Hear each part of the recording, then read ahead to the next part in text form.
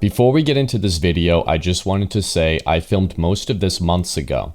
I damaged my 600 after taking it to the track when I went to K-Nan back in September. Anyway, I'm going to explain more of that in a second, but after that explanation, this video is going to be a mod/repair video for my 600. I figured while I'm replacing stuff, I will take the time to do some mods I've always wanted to do to my 600. Anyway, let's get into it. I got my 600 back from the track. Unfortunately, it sustained a little bit of damage. The clip-on snapped off and it cracked my fairings right here and right here. And even on this side just popped out, which was awesome. The funny thing is I didn't even ride this bike on the track. So you might be wondering to yourself, well, Hero, how did it break? Canyon Dancer that I had was right on the bottom here, and I had the slack tied up. The slack wasn't tight enough though. I really should have knotted it twice. Again, this was 1000% my fault, not the Canyon Dancer's fault, not the trailer fault, not the straps fault, my fault. The straps, the extra slack got loose, it flew off, it was dangling in the wind, I didn't see it. It ended up getting caught in the trailer wheel, pulled down violently on this clip-on, snapped the clip-on down. It literally caused this damage because it didn't break the strap, it broke the clip-on. That's insane. Anyway, it broke the clip-on, snapped down, slammed against the fairing here, and just caused all of this damage. I did source a new set, or a used set rather, of clip-ons, OEM, right over there. Got them for somebody from 75 bucks, so it's a $75 damage. I contacted Monster Fairings. They're gonna send me out another set. I'm gonna make a video review on these fairings because I've had these aftermarket fairings from Monster for 5 years. I'm gonna do a little review on them because it's been so long. The damage that was sustained would happen to OEM bearings as well. That's that. Here's the new clip-ons. So I was just gonna throw these on, but as you can see, this is the side I need to put on, and look at all the paint chipping, and I'm gonna clean that up pretty good. I'm gonna, while the fairings are completely off, I'm gonna clean in there some more, and I'm just gonna do a good job doing the maintenance again. I'm gonna do the air filter, I'm gonna redo the spark plugs again, and I'm gonna do a pair delete since this bike still doesn't have a pair delete, so we're gonna do that. It could have been worse. I'm not upset. It could have been a lot worse, so I got off lucky. Stupidity costs money, guys. Being stupid costs money, and this was me being stupid. So it happens to all of us. I've made more mistakes than the average person does. Seriously, I do. And that's how I learn. That's how I figure out things. I make mistakes. I break things all the time. But I'll own up to my mistakes. I'll let you guys know when I screw up. And hopefully none of you will screw up as well. Now that the long intro is out of the way, let's get to the mods and repairs. Just got my new to me clip-on. As you can see, it's marked up pretty good. I'm gonna actually take the opportunity to powder coat this. I haven't powder coated anything for a while, so it might be fun. So this is my freshly powder coated part. It's a little bit glossier than I thought it would be, but it doesn't look bad. I'm gonna go ahead and mount it up and see how it looks on the bike. Actually, it looks really good on the bike. I got pretty lucky here too. Here's a quick before of the wiring mess that was under the seat. Also, look how dirty everything is. I'm going to take this time to clean up everything and fix the wiring rat nest that has always bothered me.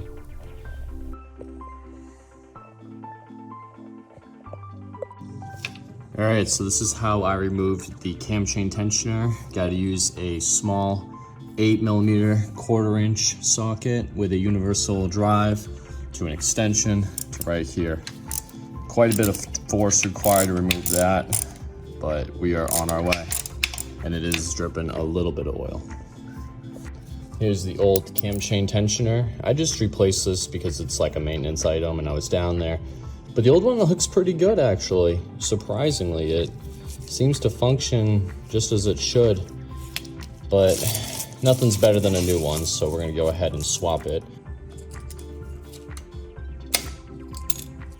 So I've been cleaning the bike using WD-40 and a rag, and as you can see, this is the wiring harness. Look at how that looks. This is a spot I haven't gotten to yet, but I'm just cleaning all these little pieces. It's the fine details that matter. Okay guys, so I have the CBR completely disassembled pretty dang far, and this all started from a broken clip-on. And the clip-on has been repaired. as you can see, nice and painted, looks good, went with OEM. But just so you guys know, you don't have to remove all this to get to the clip-on.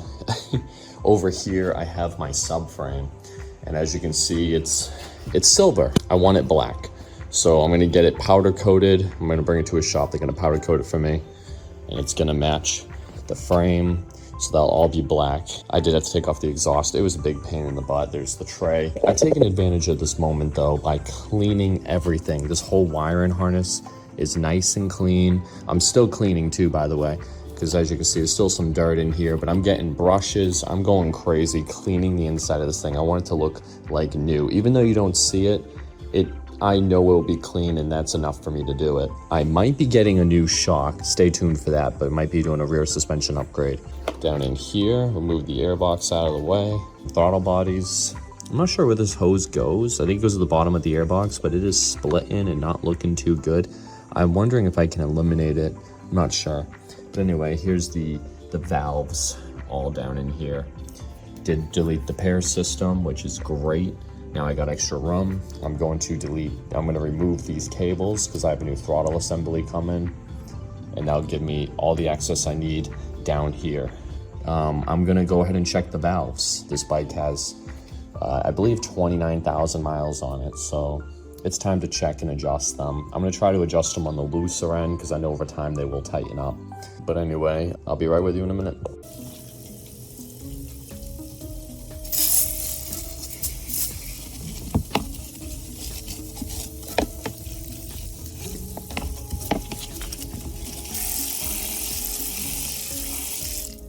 All right, so I removed some more stuff. I got that little bracket for the horn out of the way. I obviously took off the plugs.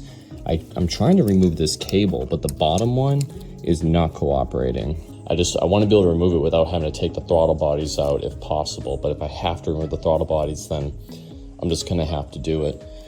But anyway, I have pretty good access to everything here. I guess it could technically come out on this end, but I just got wires in the way, and I would really prefer it to come up and out if it's possible. Maybe it does have to come out down the bottom. I've never done this before. I've never adjusted valves on a street bike before either, so this is all uncharted territory for me. I'm sorry if this is something you guys want to see. It's just, this isn't meant to be a tutorial, but I'll try my best to document it.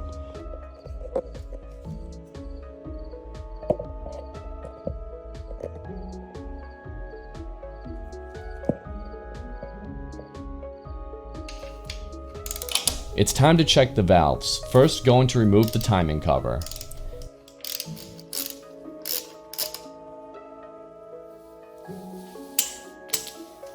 $14mm. Now I have to set the engine to top dead center. Here we are, right at top dead center. Luckily, the valve cover is only held on by 4 bolts. I cracked them all loose first before fully removing.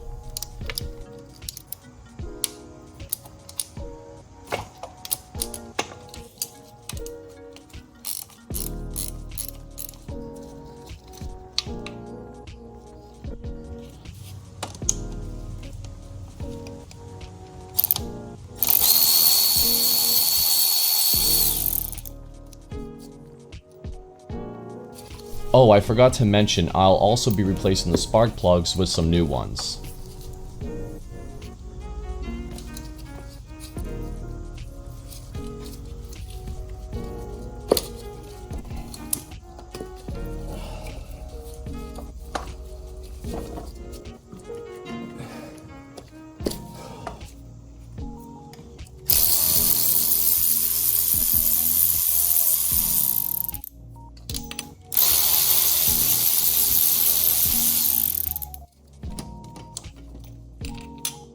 These valve covers can be a pain, especially if you haven't removed them before. A little tapping of a rubber mallet cures all.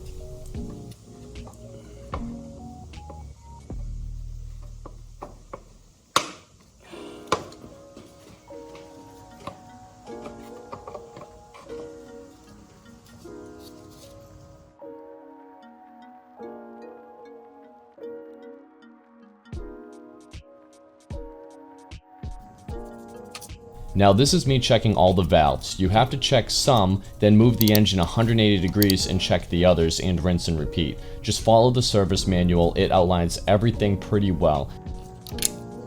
I recommend ordering some extra long feeler gauges. They will make life a lot easier for you, trust me.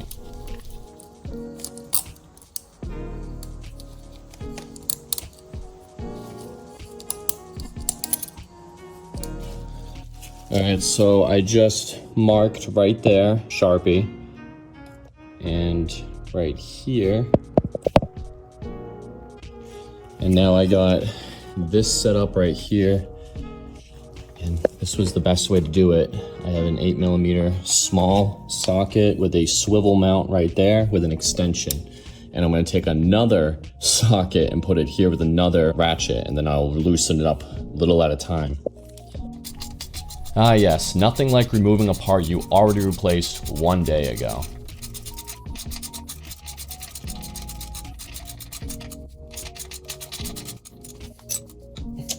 It's annoying when like one thread's holding it on. Alright, here's our new cam chain tensioner that we already put on, and we've already removed it. I'm going to be removing these caps first. Really, we gotta be careful we do not drop anything into the engine. In fact, I'm going to take this rag, just gonna lay it down, and I'm gonna move these rags around as I take things apart. There we go. So I'm gonna remove these two first.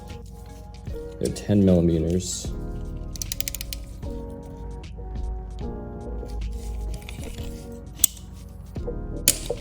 Okay.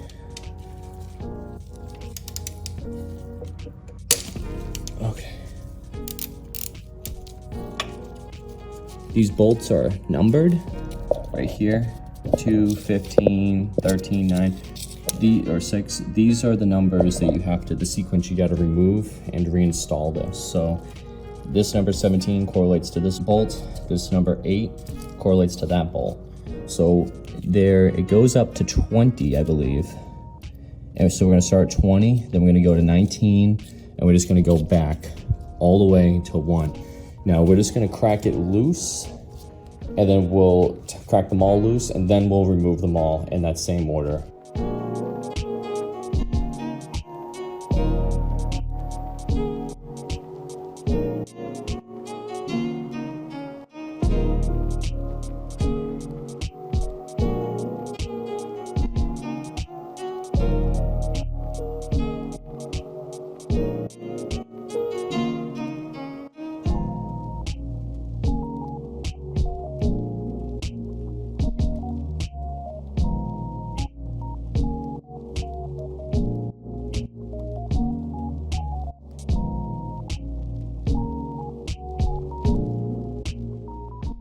Not that it matters, but I did lay out the bolts exactly how they were in. This is the right cam, the left cam, that's the one by the chain. All right, here's the moment we were waiting for. I guess I'm gonna start on this one. Okay, so these are pretty stuck. So what I'm gonna do is I just reinstalled all these bolts and I got them loose. And now I'm gonna tap on these, and hopefully they pop loose. All right, I got these loose now. I used a variation of a persuasion tool and a little bit of a pry tool. Now I did not pry against the machine surface here. I pried between the cam and where it sits. So I think we're all right. But anyway, this one is, it's gonna take a little while, but I'm just working everything loose little by little. Oh, here we go. So I got one off.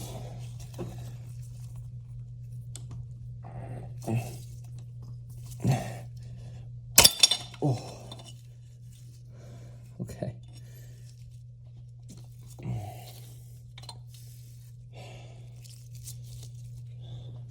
Now all that's left is this guy, and then we can work on getting that out, and then the cams come out, and then adjust valves. All right, so I removed all the caps. I did it wrong. When you remove these caps, you definitely want to leave the caps on and just loosen it slowly at a time. The dowels get stuck in here, and that's why it wasn't coming off. But yeah, it's just important to know. All right, so now I'm gonna remove the cams. I'm gonna start with the intake one. Actually, it looks like I can get to these just by doing this. I don't know if that's the right way to do it, probably not, but I'm gonna leave it like that. So we're gonna figure out which ones we need to adjust and go from there. So the first one I gotta look at is this guy right here. All right, so here's the bucket and here's our shim. 182. Boom, right on the money, 1.82. All right, so this is what I got here. The formula is A equals B minus C plus D. So the new shim is the recorded valve clearance minus the specified valve clearance together plus the old shim thickness. So this is the recorded valve clearance, this is the specified valve clearance, and here's the old shim. 0.18 minus 0.20 is negative 0.02 plus 1.82 equals 180. So 180 is the size shim that must go in this valve. And luckily for me, that's right here. And I will check this with a micrometer real quick before we get too far. All right, so this is 1.79, close enough for me. And if anything, that helps because that keeps it just a little bit more open. All right, sorry, I couldn't film me putting it actually in, but there's the new shim right there, facing up, perfectly level. Kind of hard to see, I'm sorry, but that's perfectly level. And now I'm gonna drop the bucket onto it.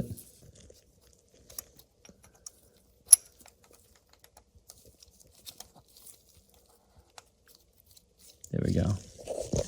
Now I'm gonna do the rest off camera because this is a pain to do in general.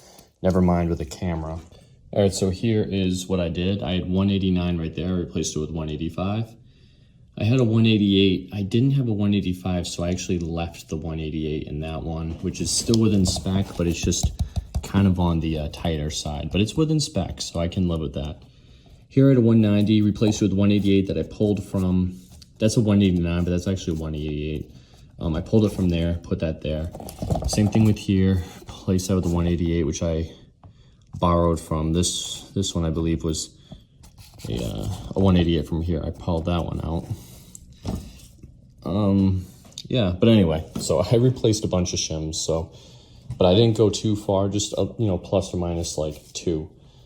So now it's just a matter of reinstalling everything. And I don't think I'm gonna film myself reinstalling this, I'm sorry. All right, so here's my Sharpie mark, kind of hard to see, but that lines up. Same with that one, that lines up. All right, so now I'm torquing them up.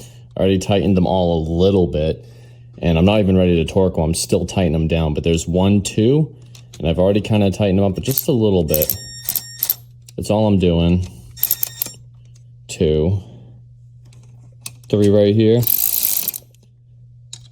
I'm just waiting until I see the cap start to pull down. There we go, and then I stop. 4.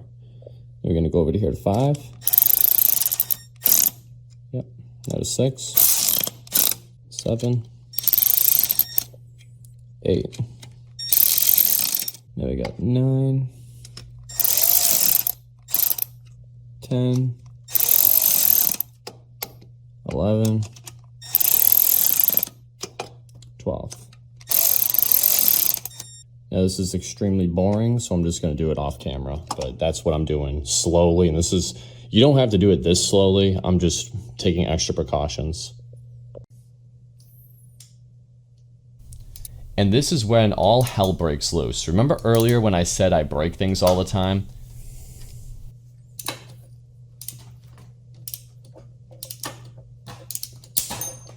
First off, I got insanely lucky once again. The bolt didn't actually break off completely. I cannot believe that, and I'm so happy it didn't.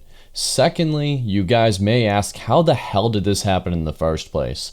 Well, great question. I obviously knew something was wrong. As you could see in the video, I was kind of going slower and being more suspicious. I had the torque wrench set to the correct amount, but as you can see, I have a ton of leverage, which isn't good for a bolt this size.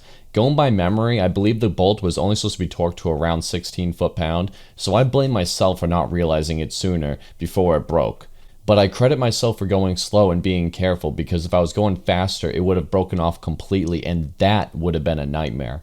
Anyway, by some miracle, no damage was actually done to the engine. I am never using a click type torque wrench again on something small like this, especially something inside an engine. And these click type torque wrenches, these are Harbor Freight ones. I think I'm just going to toss those and order myself some sort of digital torque wrench. In the meantime, my buddy Matt is going to lend me out his so I can finish this job. Anyway though, for this video, I think I'm going to end it here. I think I'm going to have to break this video down into 2 parts, and the second part will come out soon. If you guys enjoyed this, then please do me a huge favor and leave a like. Also, let me know in the comment section below your experience with working on bikes. I've never adjusted valves before, and removing those caps was a complete nightmare. None of the videos I watched on YouTube on adjusting valves warned me about how much of a nightmare those caps can be, but seriously, it took me a long time to remove them, and it was just such a pain in the butt. Anyway, thanks again for watching. I'll see you guys in the next one. Let me live my life, the one I'd better lead. All the plans of fantasies, and we looked at them 11 ways. You said, look.